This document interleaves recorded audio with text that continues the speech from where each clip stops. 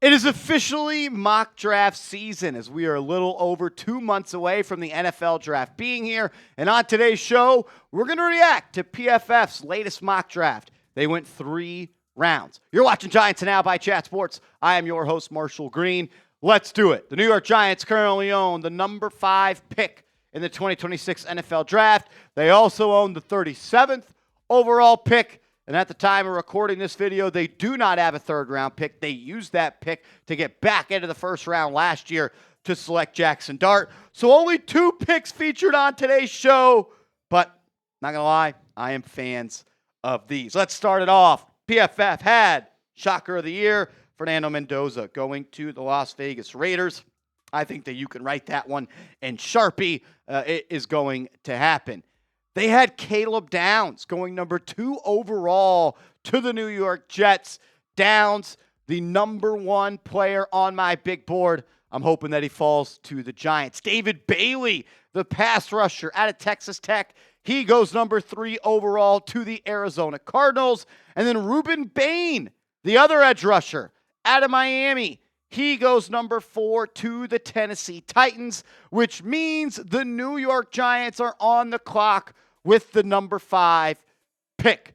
Before I tell you who Pro Football Focus had the Giants selecting, I want you to sound off in the comments. If you were the head decision maker for Big Blue and this is the way the draft played out in the top 4, who would you select with the number 5 overall pick? Sound off in the comments for me.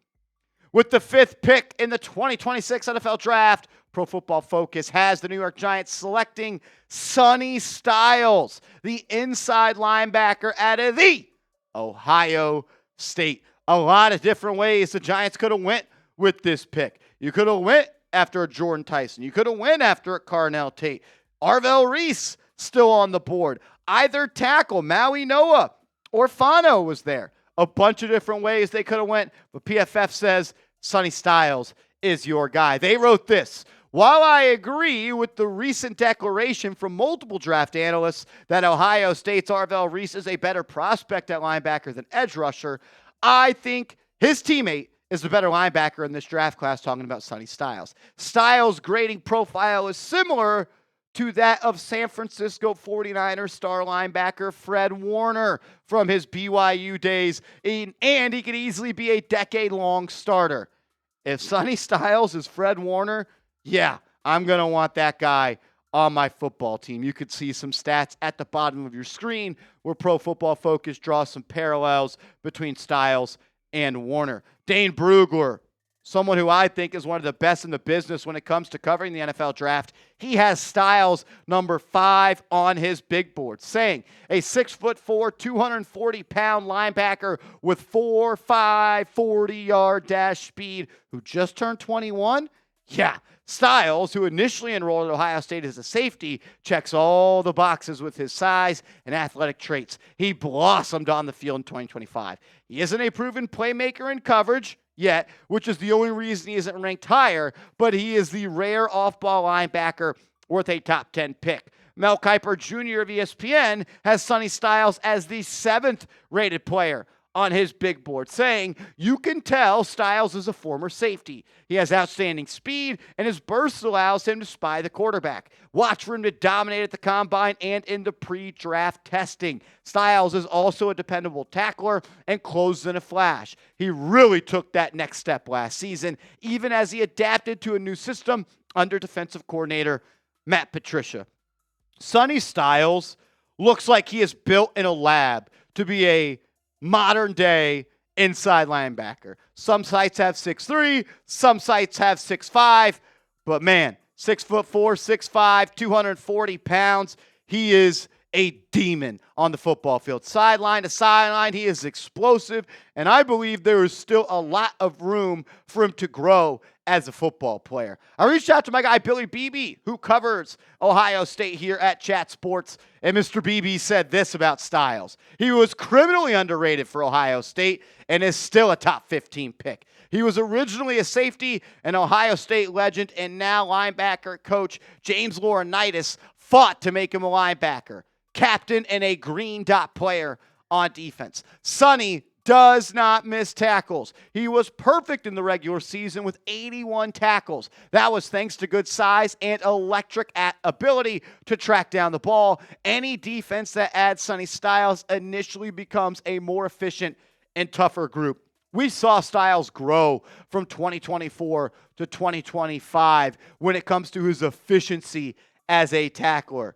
Billy mentioned it. He did not miss one tackle this year, and he had 80 in his bag with 5 tackles for loss, half a sack, 3 pass breakups, and 45 stops. A stop being considered a tackle that results in a negative play for the offense. Like if it was 4th and 5 and Sonny Styles made a tackle for a 4-yard gain. He played safety in 2023. Then he transitioned to 2024 to inside linebacker. I thought they moved him around and played him off the edge a little bit more in 2024, and that's why I think that Styles can give you even more in the NFL than they gave you in 2025. I think you can use him as a pass rusher. I think you can use him off the edge.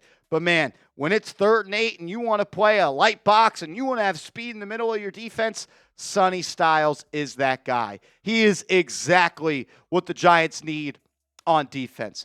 Think about what the Giants' defense was last year. I think that they were slow. I think that they were poor tacklers. They did not get off the field on 3rd downs, and there was a lack of disruptors at the 2nd and 3rd level.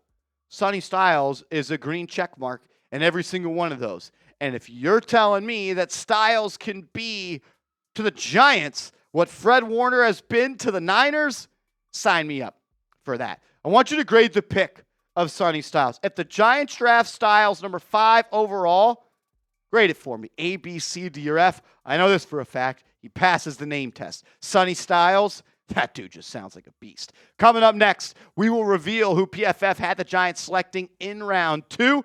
I think you guys are going to like this one. First, though, I got to give a huge shout out to our sponsor of today's show, and that is PrizePicks.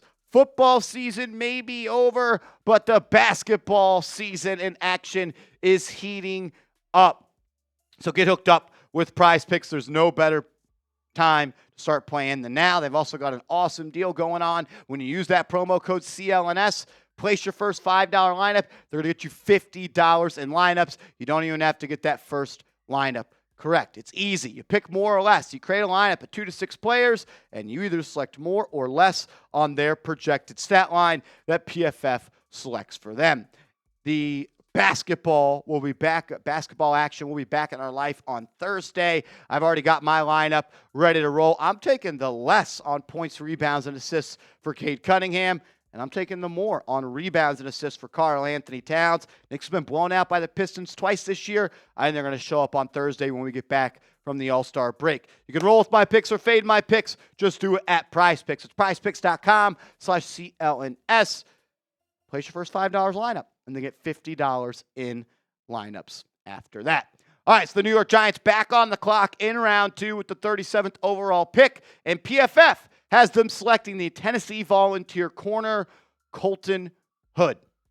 This is a draft that I feel as if a lot of different places and a lot of different people are going to have different rankings of corners. But there's no doubt about it. The Giants need a corner in this draft. And if they can leave this draft with a starting corner, that's going to go a long way for this football team. Before we talk more about Colton Hood and I tell you what he's good at and where he needs to improve, I think the Giants could trade down from number 37.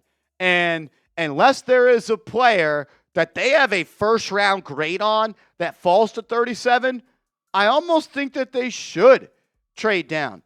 You don't have a pick, and it's from pick 37 until like pick 105.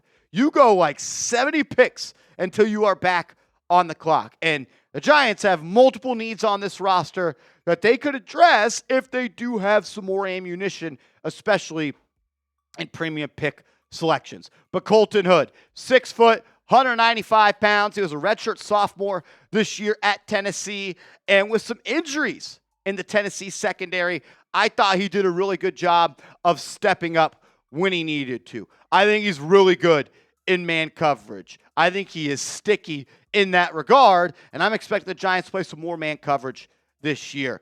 Dane Brugler has Hood ranked as the 25th best player on his big board. 25th best player at pick number 37.